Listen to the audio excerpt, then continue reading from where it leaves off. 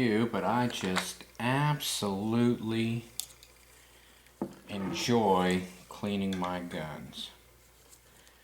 After a day at the range, coming home and cleaning them up is just a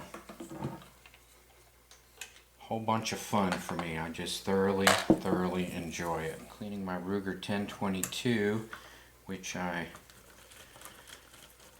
shot because I have this new Laser Max laser pointer, and what I didn't realize is I have to remove it to clean the gun thoroughly, and so now I've disrupted its placement, so I don't know how I affected the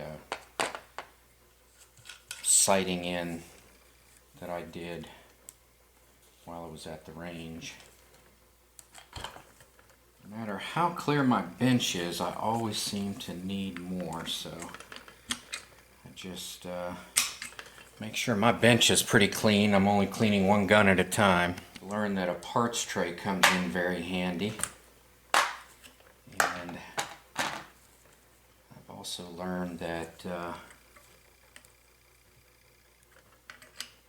paying attention and not being in a hurry pays off too. Well, there are plenty of YouTube videos to show this, but you just what I like to do is to take apart the bolt is to slide it back with the extractor handle, put my thumb on it, and then just lift it out. Now it's ready to clean. I bought this in 1985 and I've never had the barrel off, but apparently you just take these two screws out and the barrel comes off. Maybe I'll do that this time. Why did I shoot a lot of rounds? See where the groove is right there, where the firing pin resides? Well, if you look in the receiver, there's actually a ridge built up in there where I had deposited all kinds of powder from just firing round after round after round. Let's see. Right there. I've come to love these sprays. I used to do everything by hand, but now I just kind of spray them down and then finish by hand. I still don't depend on them completely. You can use the gun brand ones, or I just buy the automotive ones, and the green can just means it's non-chlorinated. But I just absolutely love these things. You know, you just spray them off like you did with the old carburetor cleaner. For any of you that work on or restore old cars, or old like me, just man, it just takes it right off. I just have to watch the overspray where it's going. I need to get another rag. I don't want it spraying all over my other stuff. So I'm just going to have like a shield in place here. Spray it off, and I mean, it really just takes everything off of there. It's very nice.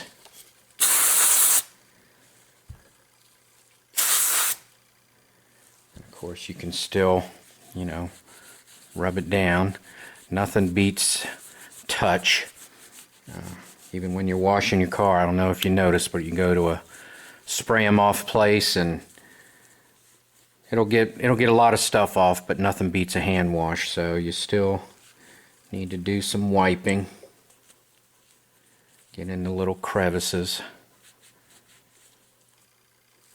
If it's really stubborn, you know, just spray it again. Just really like that spray stuff. Now I still use hoppies for the barrel. I don't spray anything down the barrel. I do that the old-fashioned way. It started to crinkle my exam gloves here. All the gloves I wear are latex free. I don't have a latex problem, but I had to go to the chemically resistant gloves here. So no big deal. Get this all nice and cleaned up. I was having an issue right there, getting the little nooks and crannies. And these faces will give me the most trouble here. This face right here, And of course the barrel face right here. That's where I spend quite a bit of my time. That's better. And I used my little compressed air to help dry it here because I want to reassemble it. Alright, then I'll put my extractor back together here. Put a drop of oil in there. Yeah, that's a little bit more than a drop. So I'll install my spring here and my plunger, and I'll capture that and install my extractor. Check for function.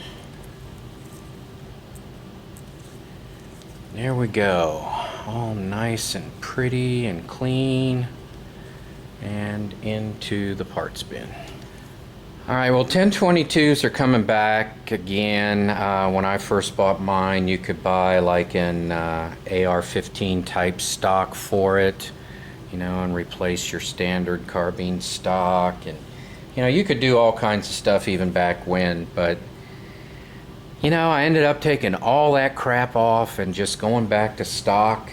And about the only thing that I've really enjoyed was the extended release for the magazine. That's definitely good.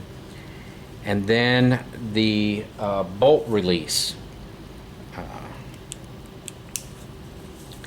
This guy right here, where you release the bolt, lock it back, and then try and release it, is such a pain in the ass for the original factory that I purchased an aftermarket piece, and all you have to do is, you know, once the bolt is locked in place, then you just pull it back a little bit, it releases, and it goes forward. I mean, that is the greatest thing in the world. So those two modifications are the only two things I did. I mean, crap, nowadays you can buy all these fancy hammers and firing pins and made out of these exotic materials, you know, and I don't know. I've shot so many thousands of rounds through. I bet you I'm close to hundreds of thousands of rounds through this gun without incident, using stock parts, original firing pin, that, you know, it's not for me. I'm not doing competition either. I even saw Hickok 45 struggling with this. You know, you pull the bolt back and you lock it in place. That's a super easy part. But then if you just have the stock release in there, you're just fighting it and fighting it and fighting it, trying to get out. Whereas if you get the modified one, you just pull back on the bolt and let it go. Boy, I used to fight this thing. I hated it. You know, I'd pull it back and wiggle it and jiggle it and never could get it. You know, it got to the point where I never locked the bolt back. But now it's real easy, so I do recommend that modification. All that other stuff, I don't know. So I don't normally disassemble the fire control. That's pretty much the end of it. Unless I do, you know, a couple thousand rounds. And I will too. Sometimes I'll go out to the range and I'll shoot up 2, 3, 525 round boxes. And when I do that, that's a complete disassembly. Alright, just, you know, cleaning parts. Get in here, clean the receiver up, make sure it's all dirt free. Get in those little nooks and crannies. Q-tips, all kinds of stuff to get in there. Check out how old this bottle is. Man, that's like real old stuff. The price tag's not on it, but anyway, it actually hadn't gone up that much in price. So, I mean, the newer ones come in plastic here, but there's nothing like Hoppies, you know, and they actually have an environmentally friendly version. You know, if you're an environmentalist and you don't like putting lead, which came from the earth, back into the earth, then more power to you. Shoot copper. I don't know if you can do that in 22 long rifle, but if you can want to clean your guns with some environmentally friendly solvent, Hoppies has come to the rescue. And not this label. I think it's green. Yeah, 22 long rifle's pretty dirty, and like I said, I haven't ever taken the barrel off. It's the first time I took the barrel off, so I'm getting all up in there where the barrel mates into the receiver, so lots of dirt in there.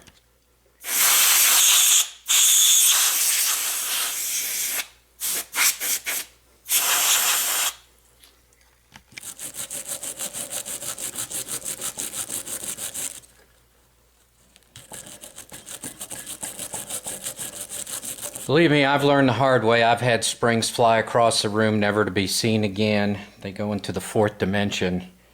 There's a special place just for springs.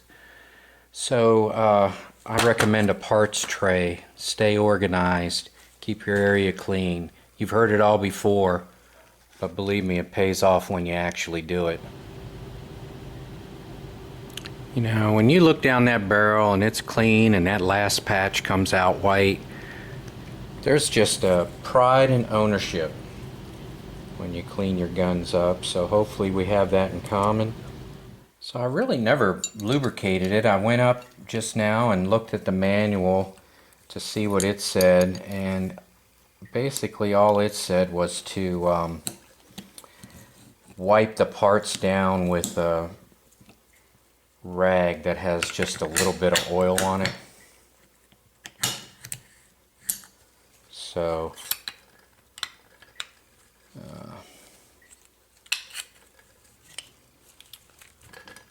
but really I don't lubricate mine at all. Whatever cleaning solvent or oil that's left over from cleaning, that's about all I do. And this is 126 series, so that's like in the late 80s. Oh, you can go to Ruger.com and look at your serial number and see when the gun was made, what year it was made. That's pretty cool. So anyway, that's all I do, and it's fired reliably every single brand of 22 I've ever put through it. So I guess the only pointer I have with the barrel removal is I had to read about it because it's the first time I took it off. You want to make sure the extractor is lined up in the center, and you can pretty much fit it all together, and it would rotate freely if the bolt was and this hold down clamp were not there. So what you want to do is you want to get it all started nice and neat, and then check the center a couple of times and tighten it down. I highly recommend a ball tip Allen because you're going to need to get to it at an angle to get that screw going in there. Alright, well, now that I've done it, what I actually found out, if you just snug it tighter and tighter, and it just stops wiggling, and it practically self-aligns. So that was just no big deal at all. So once it's all lined up, and either beginner's luck or it's self-aligned on me, one or the other, just tighten it down. So like I said earlier, cleaning the guns after you go shooting really gives you that pride and ownership. Also lets you become familiar with your guns. If anything goes wrong in the field, you won't be a total imbecile. So I'd like to end on a positive note, but I don't know if I can because of the Laser Max laser. I've disrupted it and put it back on. I do not know if that ruined my alignment for sighting it in. So darn, I guess I'm gonna have to go out to the range and shoot some more to see if it's affected. Darn. I'm off to the range.